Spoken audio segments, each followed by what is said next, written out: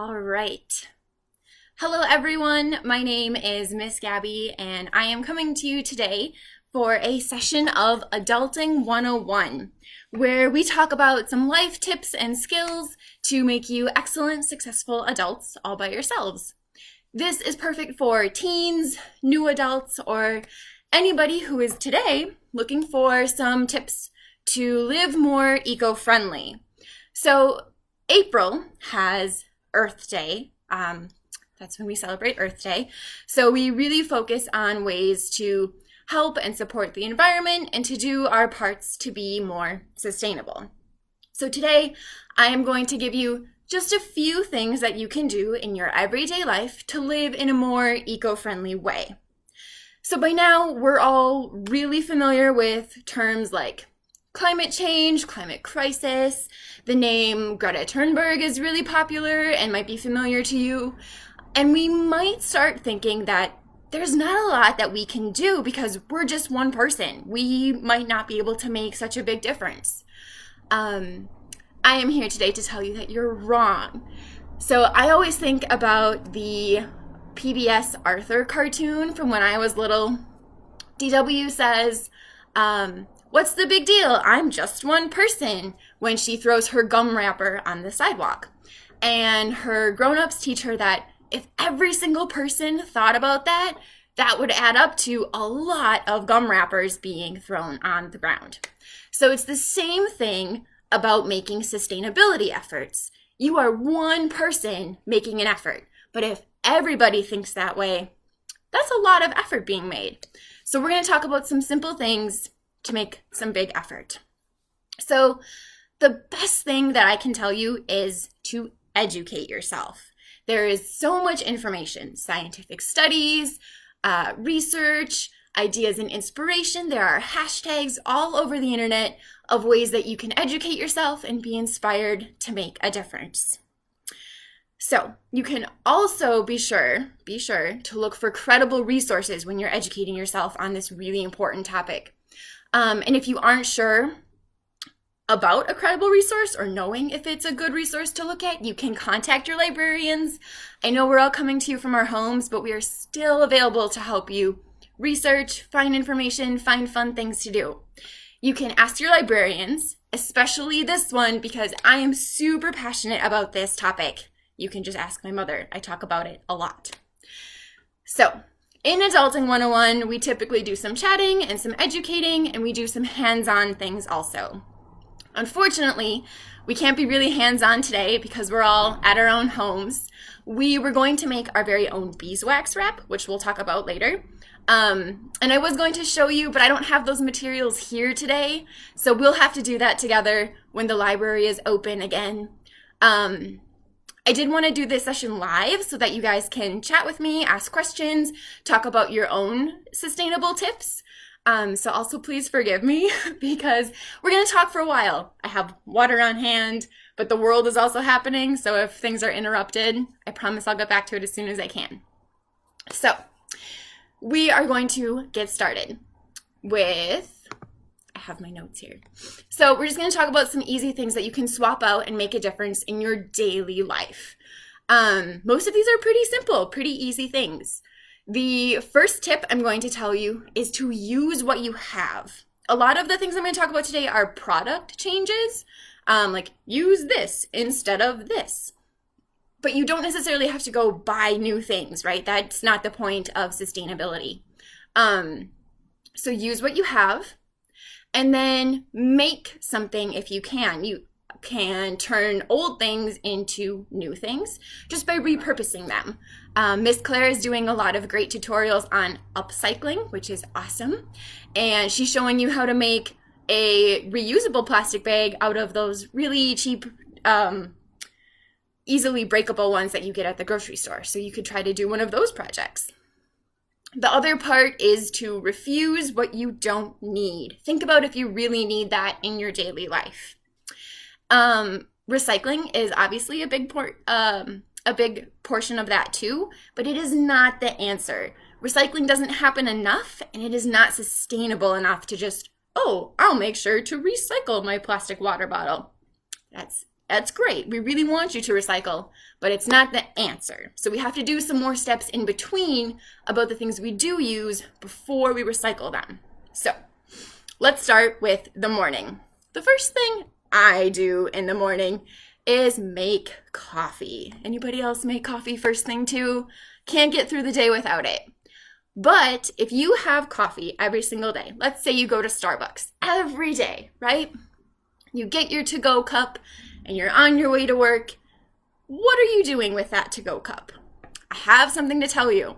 Those cups, those lids, the sleeve, they are not recyclable. Not all of those pieces, because the coating that they apply to the paper of the cup, which allows the cup to hold your coffee and not just break apart, makes it not able to be recycled.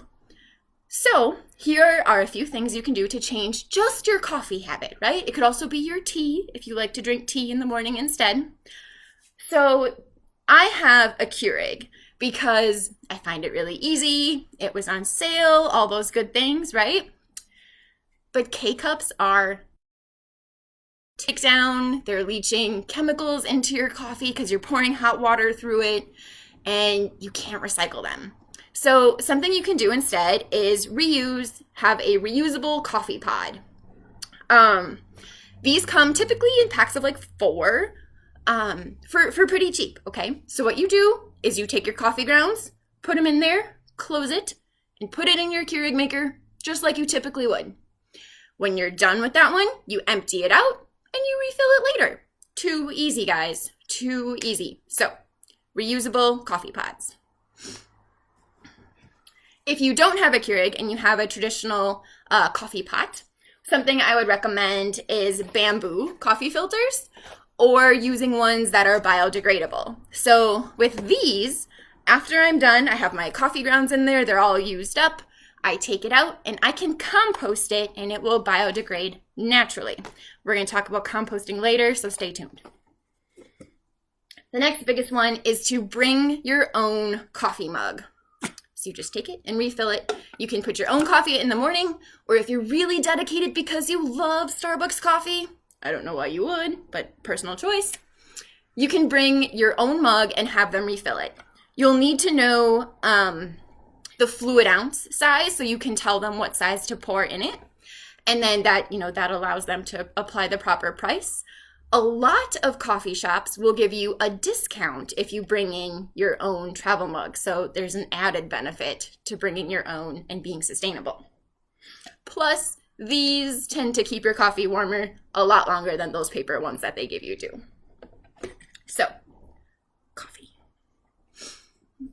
I have notes here because this is usually a big, long presentation, so I apologize if there's extra clicking and reading happening.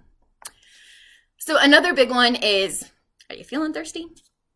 Is reusable water bottles. So 80% of plastic water bottles end up as litter, either in the landfills or in the ocean. They are one of the major polluters of ocean. And it takes over 1,000 years for a plastic water bottle to degrade. And even then it isn't gone, it turns into microplastics, which is a whole other can of worms.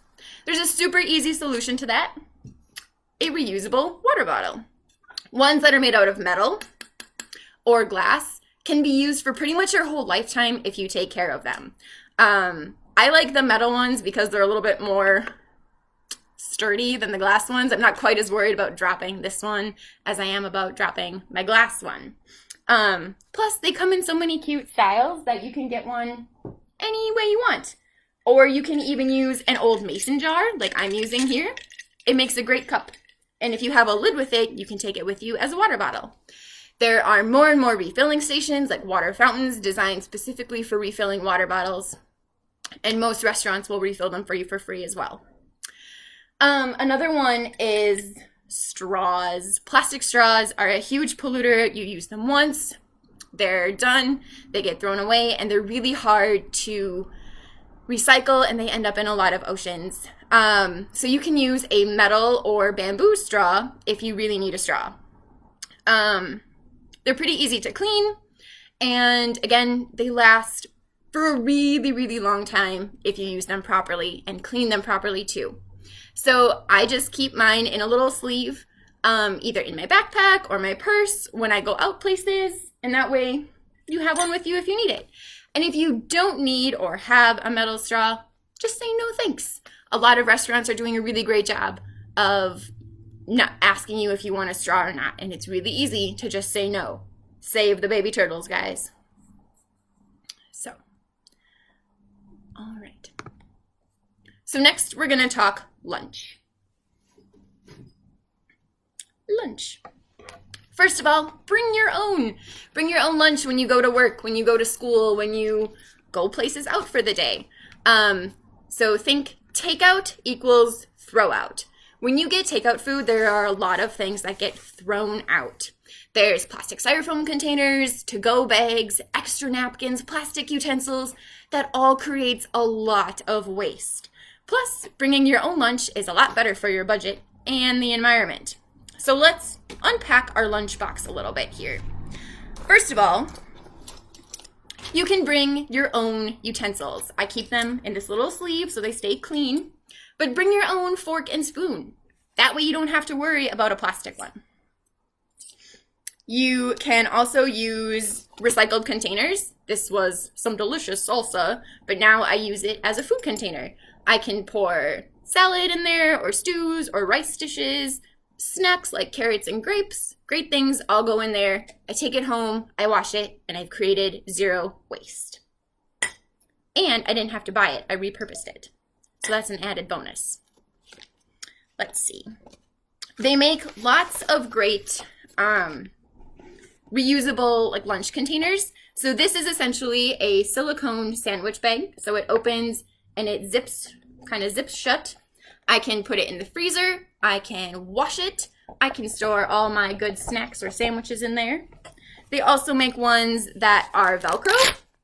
And then they have this food safe lining inside that can also be easily washed. I can throw this whole thing either in my dishwasher, which I don't have, or in my washing machine with my laundry. So that's excellent too. And plus they come in all like really cute styles. This one zips. Some of them are Velcro like the other one. Another great, the thing we were going to make during this Adulting 101 session is beeswax wrap. So it is essentially a small cloth coated in beeswax.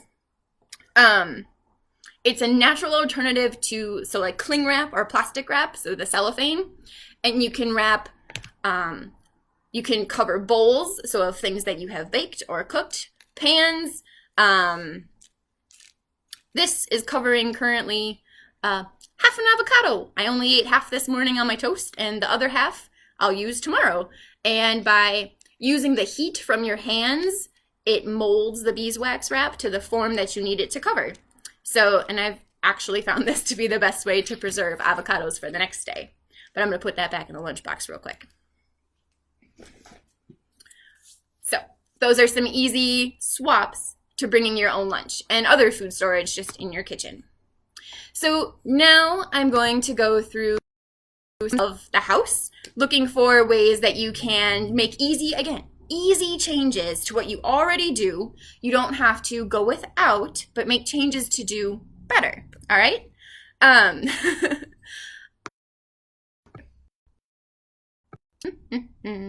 Oh boy. First, we're going to talk about shampoo. So washing our hair in the shower. More than 552 million bottles of shampoo end up in landfills every year. So that's not even counting the ones that are recycled, guys. Those are just the ones that end up in the landfill. 552 million. That's also not including things like conditioner or the gel body wash, things like that. Those also add up.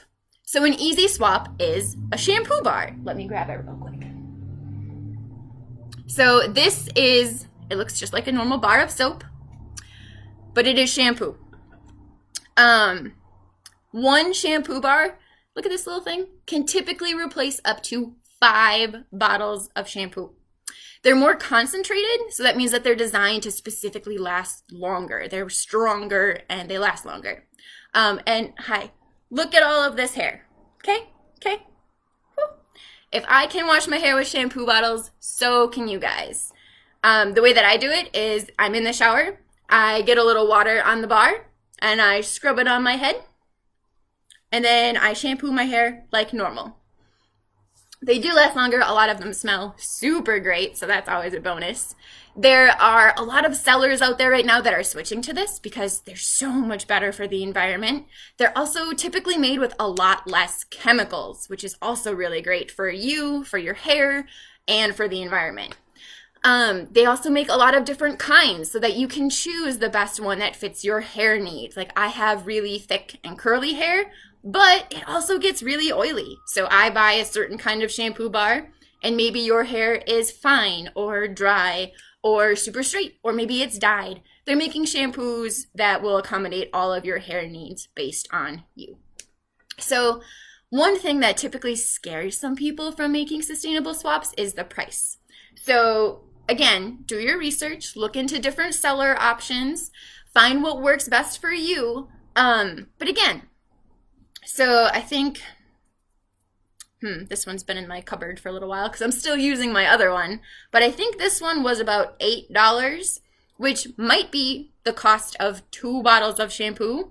But these have been lasting me months and months longer than a shampoo bottle. So it's one of those things where you might pay more at first, but it will last so much longer, and then you don't have to buy it again as frequently. So you can use bar soap for everything, guys. All the places of your house. Anywhere you wash your hands, which you should be doing lots and lots and lots right now. You can use bar soap as your body wash in the shower. You can also use, they make dishwashing blocks. So bar soap of dishwasher soap. But we'll get to the kitchen later. You can also use a bamboo toothbrush. So this one is Green Panda. It's just the one that was at my store. I'm not sponsored or advocating for any one particular brand or another. But the one thing you should be aware of is finding natural fiber bristles, so the part that actually scrubs your teeth, because then you can throw the entire thing into your compost when you're done. Bamboo is a highly sustainable natural resource because it grows really quickly and it doesn't use up a lot of other resources, and it's very hardy and can be made into lots of things. So you can have a bamboo hairbrush, a bamboo toothbrush, all of those good bamboo things. So, moving on. Some other simple swaps in the bathroom are bamboo toilet paper. Again, that really highly sustainable natural paper product.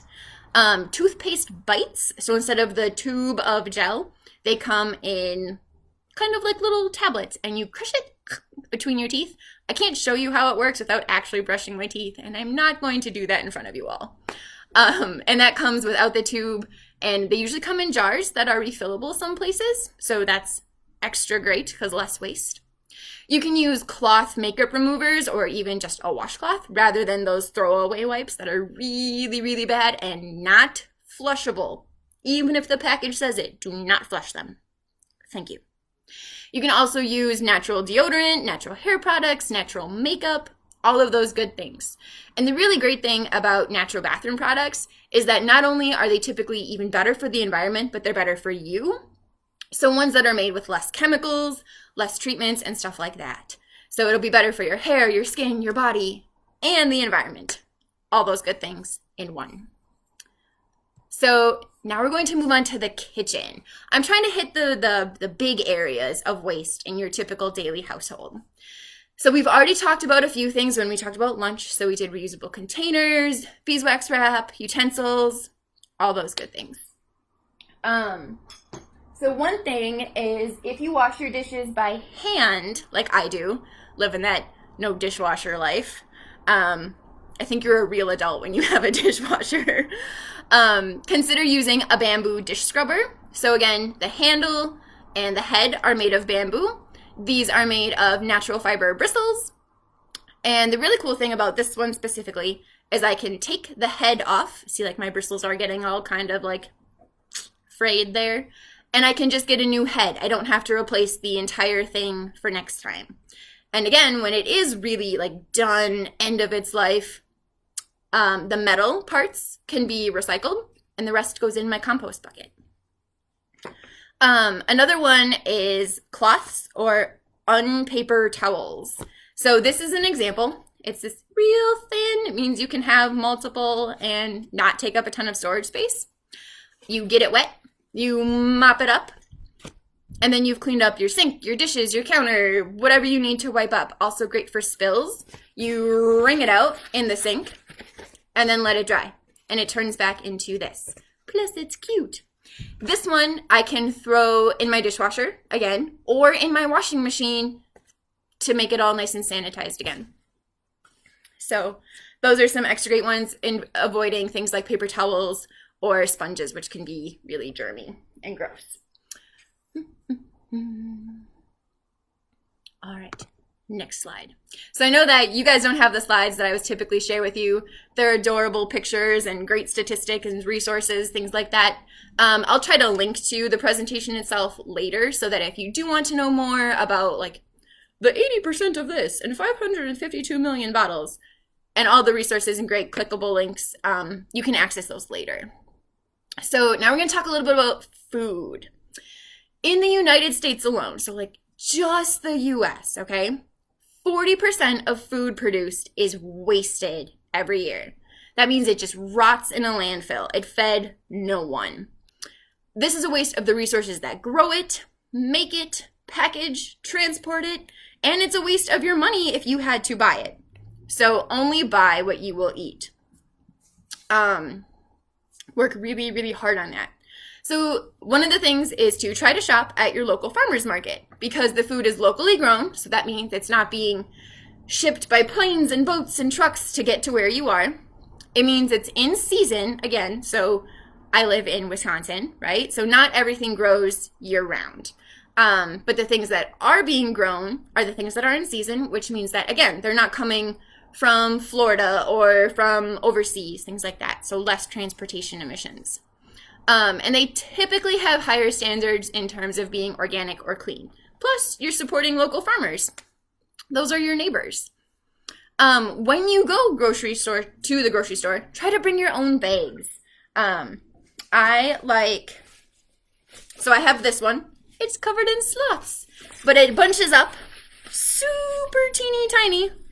Look at that. I can fit it in my fist, so I can literally put it in my pocket, in my purse, any place to bring it with me. But it holds a lot, nice and sturdy. So you can bring as many of those as you need for your entire grocery shopping trip. And again, a lot of grocery stores will give you a discount for each reusable bag that you use. So again, those added bonuses, people want you to be sustainable. One of the small things that really bothers me, but is a handy tip, is the produce bags. So when you go to the produce section, so fruits and veggies, and they have those really long plastic bags, and then you spin them, right? I always liked the pulling them off part when I was little, but now I know better because I'm adulting. You don't need those. A lot of your produce comes in its own packaging. Bananas, the peel is the package. So you don't need bananas to be in another bag. If you really want to, you can get, this is my handy dandy little produce bag. So it's mesh, see that? And then it just cinches shut. And that way, so I use this when I buy things like onions, where sometimes the skin will peel off and get all over the bottom of your bag, and that can be annoying, but it's not as bad as wasting an extra plastic bag, okay? One thing to know if you're using things like this is that when they check them out, they weigh them, so they'll take them out of the bag and put them back in as they're scanning them. So another tip when you're grocery shopping is to look for items that come with either less packaging or packaging that can be easily recycled or composted, right? So if there is a zucchini wrapped in plastic versus a regular zucchini, buy the regular zucchini. You'll take your produce home and wash it anyway. It doesn't need an extra layer of package. Looking at you, Trader Joe's. You can try to buy in bulk, so just like a bigger supply, so it's more product but less packaging. Or you can try to shop at refill stores. So I live in Madison, so we have the Willie Street Co-op, which you can bring your own jars or your own bags and refill it from their supply. I think the one in Janesville is called Basics. Someone should tell me if I'm right. And you can refill your own containers. Or you can try growing some of your own produce. A lot of herbs and vegetables can be regrown from the plant scraps. So for example, celery is a really easy one to regrow. When you cut off the bottom, you can put it in a bowl of water and start to regrow roots and then grow your own produce. We'll have lots of fun gardening programs coming up, so stay tuned for that. And another big one is composting. So we're going to do a little bit of composting 101 here, guys. I would show you, but it turns kind of gross. So we're just going to talk about it. So composting is a way to take your leftover organic food supplies, so things that grow rather than are made. So don't throw your cookies in there. That would be bad. So you take your compost scraps and you basically turn them back into dirt. The two main concerns people tend to have about composting on their own: smell and pests. Okay, yes, and Basics is the bulk supply store in Janesville. And a coworker says be sure to go there. Okay, composting. So the concerns are typically the smell and pest control, because essentially it's rotting fruit and vegetables, which can be a slightly gross process, and you don't necessarily want that in your home all the time. So, but there are lots of ways that you can compost at home. And there are lots of different types of composting. So the best thing I can tell you about composting on your own is do your research. Are you doing worm composting and making vermiculite? Are you doing outdoor composting? So be sure to look into those different things so you do them correctly. The big compost don'ts, okay, are do not add dairy products of any kind. Your milk, your cheese, yogurt, it's not going in the compost bin. Meat and animal byproducts, so no fat, no grease, no leftover chicken that you didn't get to, and no, not even the bones. Those can't go in the compost either. You can put eggshells in it, but not the yolk runny part, just the shells, so you have to at least rinse them out. It's better if you bake the shells also, but again, that's extra detail. Do your research. Talk to me if you want to geek out about it, because I do all that stuff. You also can't put diseased plants. So you can put leaves from your houseplants in there if they're dead and you have to pick them off, but not if your houseplants have like bugs or a fungus. And that even includes like moldy grapes. Don't be throwing mold in your compost bin. Chemically treated products, that again, it includes produce. But it also includes things like plants, paper, and yard waste. If it has chemicals in it, don't put it in your compost bin, okay? So what I do for my composting is I live in an apartment and I don't really have a big backyard, so I can't just like make my own outdoor bin. I have an old Folgers plastic coffee container, like those really big ones.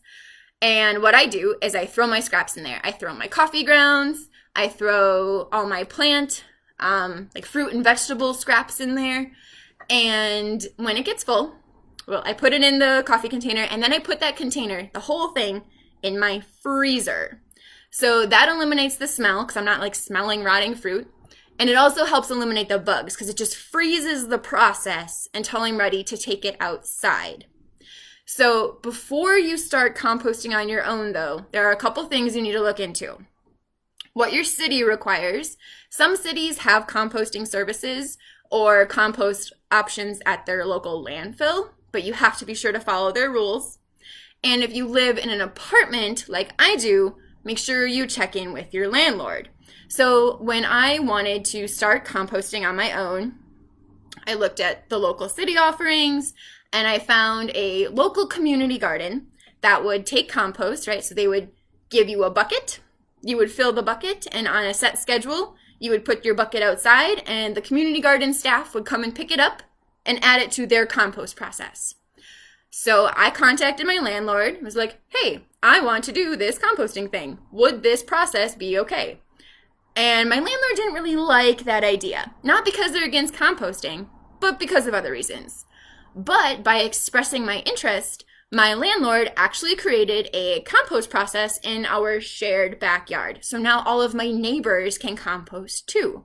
So check with your city and check with your landlord about composting rules before you start. But then they also sell like home compost bins on places like Amazon and lots of other great resources. There are ones that can sit on your counter. There are ones that can go in your cabinet, or you can do the really cheap method like I do. Put your scraps in a container, freeze them, and then take them outside. So that was the mini composting 101 in your adulting 101. Okay. So the next and biggest change that you can make in your kitchen and your entire life is your meat consumption. This is not a preachy thing about vegan, vegetarian, this diet or that diet. I'm just sharing some eco facts, okay? So Meatless Monday is a worldwide campaign that advocates for giving up meat 1 day per week. 1 day, guys, just one. By doing this, so for 1 day, you can reduce your meat consumption by 15% and therefore cut your environmental impact by the same 15%. In a recent U.S. Stanford study, it showed that Americans eat 200 pounds of meat per year. Whew, that's a lot. Livestock is one of the biggest polluters because there are factors including feed production, resource consumption, greenhouse gas emissions, and that's just the start. Limiting meat and dairy is the single biggest way that you can live more sustainably. Even if it's a little, even if you do it slowly. Personally, I'm working on being vegan, and that means I'm making changes slowly. You know, as you learn new skills, try new foods, there are a ton of great resources and recipes out there, including your librarian. Find those, try those, just give it a try. I had never eaten chickpeas before. Now I have them almost every day. There are also dietary concerns about getting enough protein and iron, but guess what? Your vegetables have protein and iron too. So, something worth looking into. I'm not saying you have to do anything. This is the one that people tend to be the most sensitive about changing. But anything is worth trying at least once, right? So, moving on. So those are the two biggest ones. Like your kitchen and your bathroom tend to be the greatest sources of single waste, zero waste, or single waste. Yes, not zero. Because we just have so many products and processes in those two areas. So some of the other areas that we need to talk about are clothes. So the fashion industry is another huge polluter. It affects deforestation, water consumption, water pollution, greenhouse gas emissions, and chemical contamination. While you think about that, I'm going to take a sip of water. Whew. Okay. It takes 2,700 liters of water to create one t-shirt. Just one. From growing the cotton to creating the shirt itself and shipping it places, 2,700 liters. The average t-shirt today only lasts for about 3 years, and less than 15% of our textiles are properly recycled. So this is a huge issue. So I have 3 tips. Be like Macklemore and shop secondhand, right? Go thrift shopping. You look great in Granddad's clothes, I promise. You can set up a clothing swap with your friends or your community. Have garage sales, things like that. The second tip is to learn how to mend. Everybody has that favorite pair of jeans, right? Where they are the most comfortable pair, and they get a hole in the knee. It happens to everybody. Learn how to fix it, and then you can keep wearing that super comfy pair of jeans. Also really important to find responsible recycling methods. If your clothes are still in good condition and you don't need them or you can't wear them anymore, consider donating them to somewhere that helps others, or recycle them properly. So one of the other things with our clothes is how we wash them. So when we wash them, we're using a lot of water, but we also create microfibers. So the tiny particles that come off of our clothes and basically contaminate the water supply. Also, washing your clothes typically uses a lot of chemicals. You've got laundry detergent, fabric softener, color safeguard things. I don't know. All my laundry is pretty generic. But one of the things you can do is look for good chemical-free laundry detergents, so like naturally made soaps. And if you are looking to replace a fabric softener, I use, let me gather them up here real quick. So these are dryer balls. They are made out of wool. These are made from someone that we know locally, actually, so I know that the animals are treated really nicely and kept more as pets, and they make like goat soap and dryer balls. So you throw these in your dryer. You can put a little dab of essential oil on them if you want to make them smell fresh. And then you throw them in with your clothes in the dryer, and they replace the need for a fabric softener or a dryer sheet. It tumbles them up and makes them all soft and good things like that without creating chemicals or releasing microfibers. So that's another option. Another area is our transportation. So a small change is you can try to use community transportation, like the city buses or a rideshare program. You can set up a carpool with your classmates or your coworkers or your friends. Rather than everybody driving separately to the movie theater, consider riding together. You can bike everywhere that you can. Great exercise, super eco-friendly. We have some great bike lanes and bike paths. Awesome things to do. And of course, you can walk. Walk everywhere that you can. Also good for you. And obviously, much better for the environment. So the next best thing to do is to look for resources in your area. So look for those bulk and zero waste shopping options. Look at the recycling rules for your area. Do you need to separate your items? What numbers of plastic can they take? Things like that. Are there community gardens that you can be a part of? So if you do a little work, you get some fresh produce. Or maybe there's a compost center. You can go online. There are tons and tons of blogs, research, ideas for inspiration. You can follow Greta Thunberg on #MyClimateAction. You can get ideas of what to do. You can share your process, things like that of all living sustainably.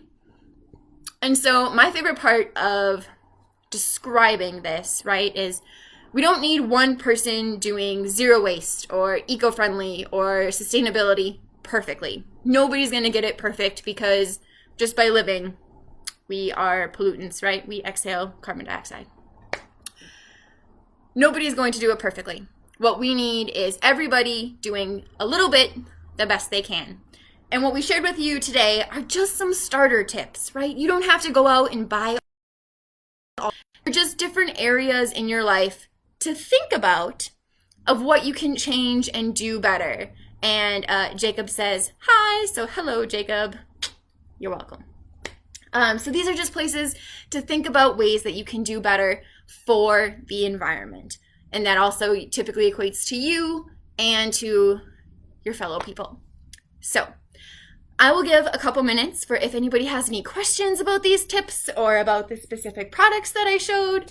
I'm happy to answer those. We can chat more later. And we'll make some beeswax wrap together when we're back open in the library.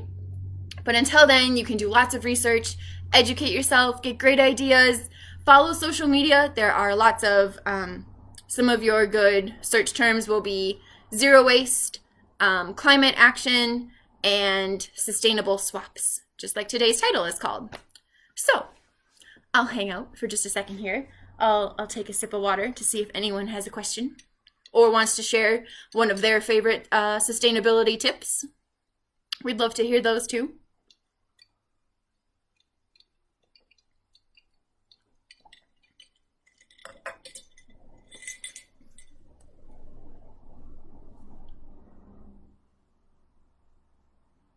All right, I think we can end it there.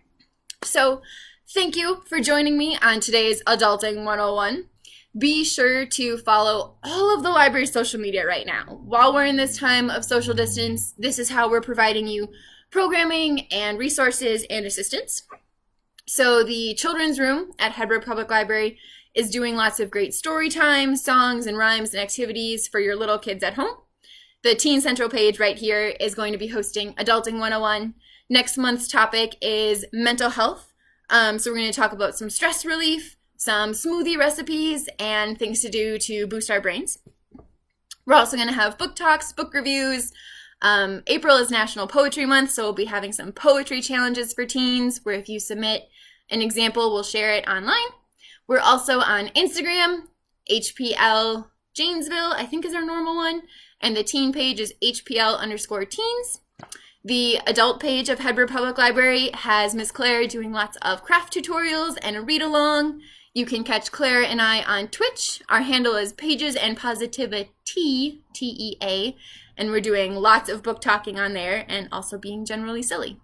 So, if you have questions, contact the library. If you want to know more about sustainability or Adulting 101, you can comment on this post or message Teen Central at Hedberg Public Library.